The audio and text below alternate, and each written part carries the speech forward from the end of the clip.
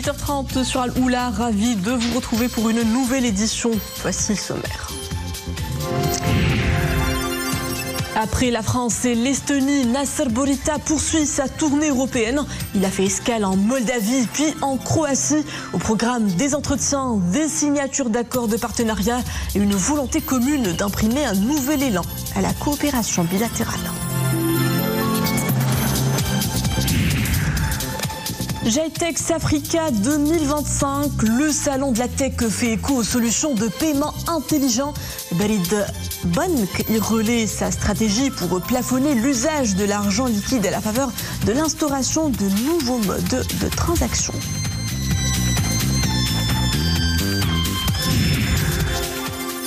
Cannes U17, la sélection nationale valide sa place en finale. Les hommes de Nabil Baha ont signé une brillante performance après avoir battu dans le dernier carré la Côte d'Ivoire.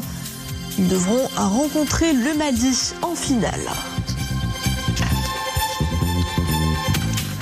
Bonsoir, l'actualité diplomatique à la une. Nasser Bourita poursuit sa tournée dans les capitales européennes.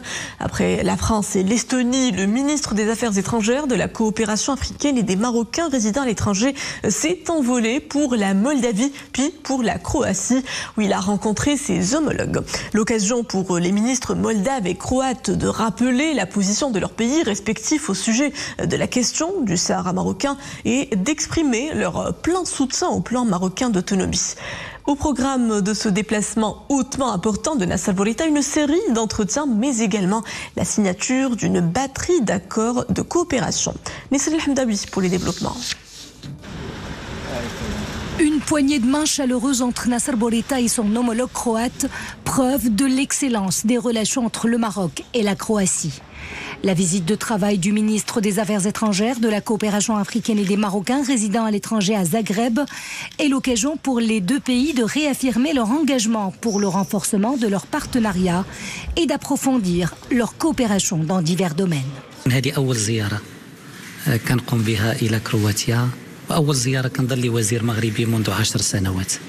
C'est ma première visite en Croatie, la première visite d'un ministre marocain dans votre pays depuis 10 ans. Ce déplacement intervient dans le cadre de l'ambition et de la volonté du Maroc de concrétiser des relations de partenariat stratégique fortes avec la Croatie. Nous considérons la Croatie comme un acteur important au niveau de la région des Balkans. Pour nous, la Croatie est un élément de stabilité essentiel au sein de cette région. Elle constitue aussi un acteur fondamental au sein de l'Union européenne. Pour cela, nous sommes animés par une volonté forte de renforcer nos relations à tous les niveaux. Le renforcement des relations bilatérales passe aussi et surtout par un soutien au plan marocain d'autonomie. Un appui exprimé par le chef de la diplomatie croate lors de ce point de presse. Nous considérons le plan marocain d'autonomie présenté en 2007 comme un effort sérieux et une bonne base pour parvenir à une solution mutuellement acceptable, conformément aux résolutions pertinentes du Conseil de sécurité des Nations Unies, dans le but d'atteindre une solution politique juste et durable à cette question. Autre étape et non des moindres de la tournée européenne du ministre des Affaires étrangères, de la coopération africaine et des Marocains résidant à l'étranger, celle de Chisinau, la capitale de la Moldavie. Rabat et Chisinau affichent leur détermination à renforcer davantage le dialogue politique et à raffirmer leur coopération dans tous les domaines. Cette volonté a été clairement exprimée lors de l'entretien de Nasser Bourita avec son homologue moldave. Le dossier du Sahara marocain a été tout aussi au cœur des discussions entre les deux parties. Dans une déclaration conjointe, la Moldavie n'a pas manqué de montrer elle aussi son appui au plan d'autonomie. Ainsi, le spectre de soutien européen à cette initiative marocaine ne cesse de s'élargir sous l'impulsion de Sa Majesté le Roi. La République de Moldavie exprime son plein soutien aux efforts sincères déployés par le Royaume du Maroc pour la résolution de la question du Sahara. Nous appuyons le plan d'autonomie présenté par le Maroc en 2007. Nous le considérons comme la base la plus sérieuse et crédible pour le règlement de ce différend régional.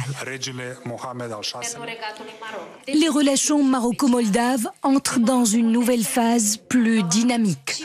En témoigne la signature de 5 accords visant à renforcer le cadre juridique de la coopération bilatérale. Nous partageons la même vision et nous faisons face aux mêmes défis. Nous sommes fiers d'être partenaires de la Moldavie dans tous les domaines. Nous avons discuté de différents dossiers régionaux. Nous exprimons notre attachement à la résolution pacifique des conflits et au respect de l'intégrité territoriale et de la souveraineté des États.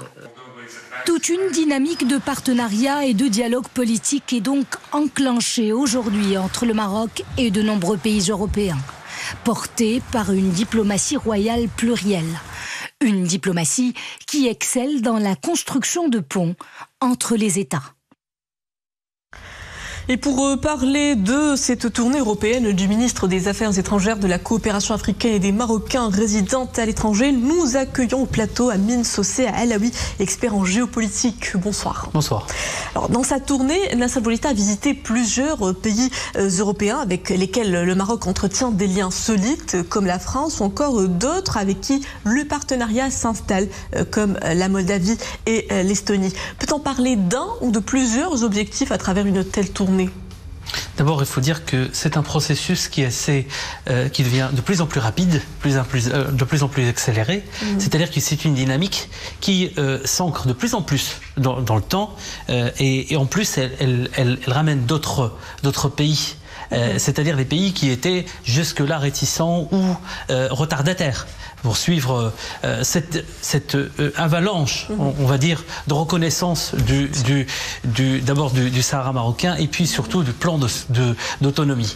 L'arrivée de Monsieur Nasser Bourita en Europe, cette fois-ci, on voit, il y a eu des partenariats sur plein de niveaux, selon la déclaration de Monsieur Bourita. Ça veut dire que le Maroc commence à multiplier les relations avec ces pays-là, les accords sur des niveaux comme l'économie, comme des questions sur des questions sécuritaires, des questions d'enseignement supérieur, des questions de la technologie, ainsi de suite.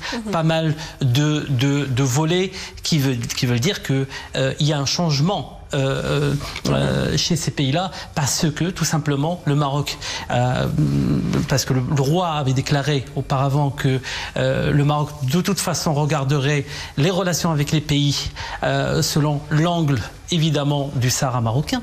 Et évidemment ça veut dire tout simplement, tout naturellement que ces pays-là ont changer de rapport envers cette question et ça veut dire qu'on va voir des avancées très claires. D'ailleurs, l'on retient d'ores et déjà un renforcement constant, une adhésion large des pays européens envers le plan marocain d'autonomie pour les provinces du Sud. Dans quelle mesure cette tournée favorisera-t-elle la dynamique en faveur de la marocanité du Sahara sous l'impulsion de Sa Majesté le roi Mohamed VI? Alors, première des choses, c'est qu'on arrêterait d'entendre des fausses notes dans cette, on va dire, cette ambiance qui va dans le sens de la résolution de cette crise qui a duré très longtemps et provoquée de façon injuste. Du coup, je pense que tous ces efforts-là qui vont amener de plus en plus de pays vers cette voie-là de la résolution vont tout simplement aider à finir avec cette question et d'aller la résoudre le plus vite possible, que ça soit sur l'échelle régionale ou internationale, parce que ça va peser sur le plan international. Maintenant, on a plus de 112, 113, 114 maintenant de pays qui ont reconnu la marocanité du Sahara et puis surtout le plan d'autonomie. Donc cette dynamique-là va appuyer les efforts conduits par la diplomatie marocaine active qui a été conçue par le roi Mohamed VI et de lui donner de plus en plus de force pour pouvoir aller plus vite et en finir avec cette question-là qui est épineuse, qui crée des problèmes pour les pays du Nord comme pour les pays du Sud. Parce que c'est une question qui relève des restes du colonialisme. Donc le Maroc, il va à travers cette question-là résoudre beaucoup d'autres problèmes qui touchent la région, comme l'immigration et puis des questions sécuritaires et qui pèsent sur tout le monde et qu'ils sont de toute façon liés à toutes ces questions-là non résolues jusque-là. Alors hier, Nassar Bourita était en Estonie et en Moldavie et aujourd'hui en Croatie. Des pays de l'Europe du Nord, de l'Europe orientale et de l'Europe centrale. On parle donc de divers contextes politiques et géographiques qui avancent tous dans leur position quant à la question de l'intégrité territoriale, n'est-ce pas? Disons que ça sort des clivages géopolitiques ou politiques ou idéologiques même. Je veux dire, la différence entre ces pays-là et les pays de l'Europe de l'Ouest commence sur cette question-là et s'efface totalement. C'est-à-dire que le Maroc maintenant, il devient très important aux yeux de tout le monde. Et cela, c'est au-delà des rapports historiques entre les pays. Ça veut dire que le Maroc s'est imposé avec d'abord son sérieux et le fait qu'il propose une résolution assez fiable, reconnue par tout le monde, et je pense que tout le monde commence à voir qu'il n'y a pas d'issue, mis à part cette façon de résoudre le problème. Et d'ailleurs, les États-Unis, l'avènement des États-Unis qui a réitéré son soutien pour la maroquineté du Sahara marocain, ça ne ferait que pousser ces pays-là qui, pour nombre d'entre eux, ils ont des liens très forts avec les États-Unis, à aller plus vite dans ce processus-là. Donc je pense que on est de plus en plus proche d'une résolution à l'échelle internationale. Donc on voit les signes en tout cas. Je vous remercie Amine Socé Alaoui, expert en géopolitique, pour tous ces éclairages. Direction à présent Marrakech où se poursuit le plus grand salon tech et start-up en Afrique. Dans les panels du GITEX, ça parle évidemment transformation numérique, fintech et surtout modernisation des systèmes de paiement. La thématique fait écho aux actions entreprises par Al Barid Bank afin de généraliser l'essor des modes de paiement intelligents. Le virage s'opère doucement avec en ligne de mire la réduction du flot de cash qui fragilise l'économie formelle et pénalise les investissements. Le point avec nos envoyés spéciaux à Marrakech, Kautar Aboutir, Abdelmjid Al-Hallaoui, Moatassim Bella Bouzaoui, Abdelali Ayad avec le récit de Maria Awad. Réinventer le paiement, le simplifier, le rendre plus rapide et plus sûr. Pour cela, une série de conventions a été signée entre Barid Bank, leader de l'inclusion financière au Maroc, et la fintech Paytic, pionnière dans l'automatisation des processus monétiques. Un partenariat stratégique qui vise à positionner le royaume en tant que hub régional en Afrique. Aujourd'hui, Al Barid Bank a signé donc une convention de partenariat avec Paytic, qui est une fintech aujourd'hui connue sur la place, et ce dans le cadre de la poursuite de l'automatisation des processus de gestion et de reporting réglementaire, en utilisant donc le produit SaaS innovant et conforme aux standards internationaux. Et les deux parties s'engagent à matérialiser une volonté commune, à savoir une gestion plus fluide des opérations monétiques pour une expérience client des plus abouties. On est ravis d'avoir le partenariat avec le Barid Bank. On a signé ce partenariat justement pour améliorer les process back-office derrière le paiement, derrière le paiement par carte, ce qui va aider à rendre les opérations de paiement scalables. De son côté, Visa renforce une nouvelle fois sa présence dans le royaume et affiche ainsi ses ambitions digitales en vue de la Coupe d'Afrique des Nations 2025 et de la CAN féminine prévue cette même année. Et à ce titre, le paiement digital doit s'imposer comme une infrastructure nécessaire au même titre que l'Internet. Nous sommes présents sur le continent africain depuis 30 ans maintenant et 20 ans au Maroc. Et nous essayons toujours de proposer à nos clients des solutions innovantes pouvant faciliter leur paiement électronique. D'ailleurs, nous sommes en train de mettre en place de nouveaux procédés numériques pour faciliter davantage les achats électroniques, notamment lors des grands événements sportifs à venir. Ces partenariats stratégiques signent une étape décisive dans la modernisation des transactions dans le royaume et s'inscrivent dans la feuille de route du Digital Morocco 2030, un programme dans lequel 240 000 emplois seront générés, plaçant ainsi le Maroc comme un acteur clé de l'économie numérique. Et pendant le GITEX, de nouveaux projets voient le jour à l'ère du digital. La Bibliothèque nationale de Rabat va pouvoir numériser ses documents. Pour cela, une convention unit désormais le ministère de la Jeunesse, de la Culture et de la Communication, celui chargé de la transition numérique et de la réforme de l'administration et la Bibliothèque nationale. Parmi les documents concernés, l'on retrouve des papiers faisant partie du patrimoine qui seront mis à la disposition du grand public, accessible par un simple clic sur le site de la Bibliothèque nationale. L'objectif ultime étant d'encourager la recherche et la lecture. Écoutons à ce propos le ministre de la Jeunesse, de la Culture et de la Communication, Mohamed Mehdi Ben Saïd. Il est au micro de Kauthara Boutira. Comme vous le savez, le ministère de la Jeunesse, de la Culture et de la Communication est engagé à digitaliser, numériser tous ces services afin de se rapprocher au maximum des Marocains et des Marocaines, des citoyens concernés par les activités culturelles, par les activités liées à la jeunesse. Dans ce cadre-là, aujourd'hui, nous avons signé une énième convention, non pas une première, concernant la Bibliothèque nationale. Oui, la Bibliothèque nationale a son siège à Rabat, mais ces services peuvent être proposés à travers la digitalisation à tous les Marocains et les Marocains désireux de tout simplement de se rapprocher et de profiter des services de la Bibliothèque nationale. D'autres services vont être numérisés tout au long de l'année. L'objectif étant, encore une fois, c'est de faciliter les process et de proposer un maximum de services, à l'image de ce que nous avions déjà fait l'année dernière avec le Pass Jeune à destination des jeunes et autres services à venir, Inch'Allah. L'actualité dans le monde marquée par la crise humanitaire à Gaza, où les stocks en denrées vitales sont au plus bas. Aucune aide humanitaire n'entrera à Gaza. Une annonce faite par le ministre israélien de la Défense, alors que l'ONU observe une situation alarmante dans ce petit territoire où s'entassent plus de 2 millions d'habitants privés de nourriture, d'eau et de carburant. Par ailleurs, la diplomatie palestinienne condamne l'intrusion provocatrice de Netanyahou à Gaza. Le Premier ministre israélien a effectué hier une rare visite aux troupes y opérant. Autre foyer de tension, le Liban, où 2 personnes ont été tuées dans 2 nouvelles frappes israéliennes sur le sud du pays.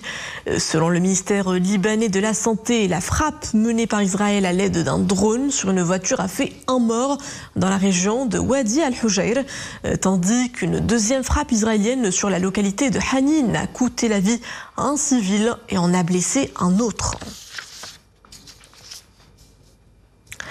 À Genève, les 194 États membres de l'OMS ont adopté dans la nuit d'hier un traité sur la prévention, la préparation et la réponse aux pandémies. Le texte validé après plus de 3 ans de négociations devrait permettre de mieux préparer le monde à vaincre d'éventuelles futures pandémies. Concrètement, l'accord prévoit un transfert de technologies pour la production de dispositifs de santé liés aux pandémies, en particulier au profit des pays en développement, en plus d'autres mesures. Retour chez nous avec l'arrivée du printemps qui fait le bonheur des sens, sauf un, l'odorat. Le nez qui coule, les yeux qui piquent. Une personne sur 3 se plaint de désagréments pendant cette période de l'année. Alors comment faire pour se libérer de ces petits mots bien désagréables? Hassan Mondour et Maria Ouad. Au sein de ce cabinet de pneumologie et d'allergologie, les patients sont nombreux. Tous ont en commun des symptômes similaires, douleurs thoraciques, sifflements, démangeaisons, rhinite saisonnière et éternuements. Quoi de plus normal en ce moment de l'année où les allergènes reviennent en force? Pollen, graminées, plantains et acariens sont les principaux responsables de ces inflammations parfois intenses qui, s'ils ne sont pas traités à temps, peuvent altérer la qualité de vie et le sommeil. Je ne dors pas bien la nuit car j'ai des douleurs lorsque je respire et j'ai très mal à la gorge. J'ai aussi les yeux qui piquent et qui me brûlent et mes oreilles me font atrocement souffrir. Mon visage est entier endolori et je crois que j'ai une allergie mais je ne sais pas à quoi justement. Mais pas de panique, un bilan allergique est réalisé au sein même du cabinet du médecin afin d'identifier le ou les principaux responsables de ces désagréments et les traiter au cas par cas. En 10 minutes seulement, les 14 principaux allergènes sont passés au crible avant d'être traités. Nous ne pouvons pas traiter les allergies sans savoir au préalable quels sont les allergènes responsables de ces inflammations. Voilà pourquoi il est nécessaire de réaliser dans un premier temps une série de tests cutanés qui nous permettra d'identifier l'allergène et de savoir s'il est inhalé ou alimentaire. Pour ce faire, nous déposons à la surface de la peau une petite goutte de liquide dans lequel se trouve une substance réactogène. On observe ce qui se passe et on informe notre patient afin qu'il soit vigilant et qu'il puisse écarter les éléments allergisants. Après quoi, on prescrit un traitement de fond. Pouvant s'étendre du début du printemps jusqu'à la fin de l'automne, les allergies saisonnières peuvent varier d'un endroit à un autre et d'une saison à une autre. Alors, mieux vaut prévenir que guérir et se rendre chez l'allergologue dès l'apparition des premiers symptômes. Un mot de football à présent et retour sur cette brillante qualification de l'équipe nationale en finale de la CAN des moins de 17 ans. Les Lionceaux de l'Atlas ont remporté hier haut la main la demi-finale face à leurs homologues ivoiriens. Une victoire à l'issue d'une séance prodigieuse de tir au but qui a hissé le 11 national au duo de tête de ce tournoi continental. Raïma Blaouchi, Zakaria Moukinbillah.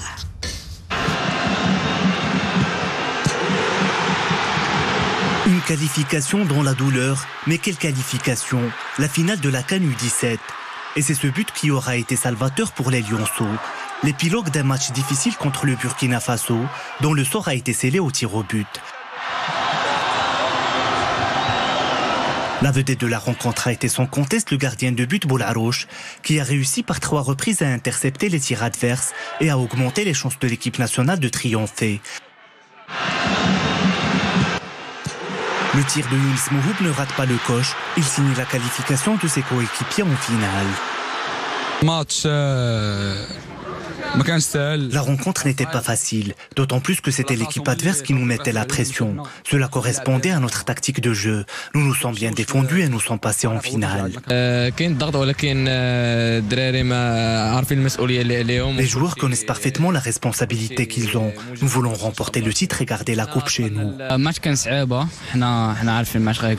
Le match était difficile. Nous nous sommes bien préparés et nous avons tout donné. La victoire a été de notre côté. Durant les 90 minutes de jeu, les occasions de but étaient plutôt rares. La plus marquante pour l'équipe nationale était à la 87e minute, par le biais du joueur El Makhtar. Après la fin du temps initial, le recours au tir au but fait pencher la balance pour les Lionceaux. Ils affronteront le Mali en finale.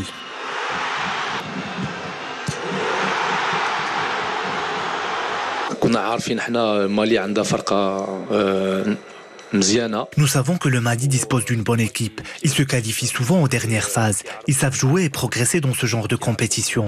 La rencontre ne sera donc pas facile. Nous devons être vigilants afin de mettre toutes les chances de notre côté. L'équipe nationale U17, vice-championne d'Afrique, a l'avantage de jouer à domicile et de pouvoir compter sur le soutien du public. Les Lionceaux promettent de rugir et de remporter la première consécration de la catégorie U17. Rendez-vous donc samedi à 20h. Le football fait vibrer et fait rêver. Cérémonie officielle organisée aujourd'hui par la FIFA à Washington pour la présentation de la Coupe du Monde des clubs de la FIFA. Un événement qui se tiendra entre le 14 juin et le 13 juillet aux États-Unis. Pour l'occasion, l'ambassadeur du Maroc aux États-Unis, Youssef Abrani, a délivré un message fort autour des valeurs d'inclusion, de partage et de dépassement que porte l'ambition sportive du Royaume. Écoute. Very happy to attend this morning in Washington, D.C., the ceremony of launching of the Mundialito. Je suis très heureux de participer à cette cérémonie de présentation du Mondialito, un événement auquel participe le Wydad de Casablanca. Comme vous pouvez le voir sur ce poster, 2 joueurs de la sélection marocaine seront là, Rahimi de l'Aïn et Harkas du Wydad. Le Maroc est fier de sa participation.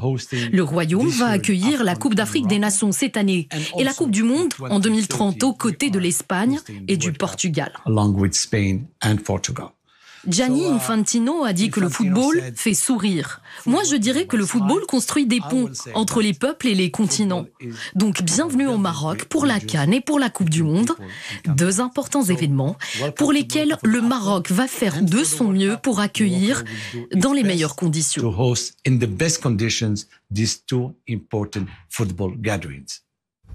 Et voilà, nous en sommes déjà à la fin de cette édition. Merci à vous de l'avoir suivi. Le retour de l'information en langue arabe est à 21h. Excellente suite des programmes à tous sur Al-Oula.